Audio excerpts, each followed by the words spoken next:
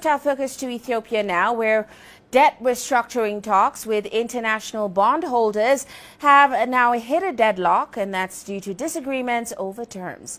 The bondholder committee says it is now weighing legal action rather. ይህንን ዜና እነ ኢቲቪ አይዘግቡትም። በህዝብ ገንዘብ የቆሙት እነ ፋና ቴሌቪዥን የብርሃኑ ጁላ ጦር ስለሚገድላቸው ሰዎች ደመሰስን ሲሉ ይውላሉ እንጂ እንዲህ ያለውን አገራዊ ቅሌት ለህዝብ አይነግሩትም።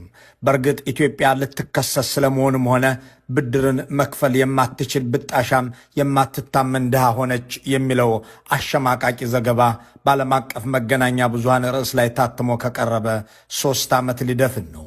ባሳለፍነው ሳምንት ግን ኢትዮጵያ የተበደረችውን $1 ቢሊዮን አልከፍልም ብላለችና ወደ ለንደን ፍርድ ቤት እንሄዳለን ያሉ አበዳሪዎች ከአህመድ ሺዴና ኢዮብ ተካልኝ መስሪያ ቤት ከአብይ አህመድ መንግስት ጋር መስማማት እንዳልቻሉ ተደጋጋሚ ክህደትም እንደሚፈጸምባቸው ደግሞም ይህ አገዛዝ የሚመራት ሀገር ተስፋ ስለሌላት አንድ ነገር ሳትሆን ቶሎ ገንዘባችን ይሰጠን ብለው በችሎታ አዳራሽ ለመገኘት ወስነዋል። ፍርዱ የኢትዮጵያን የኢኮኖሚ አከርካሪ ደጋግሞ የሚሰብር ያላትንም የሚያሳጣ ብቻ አይደለም።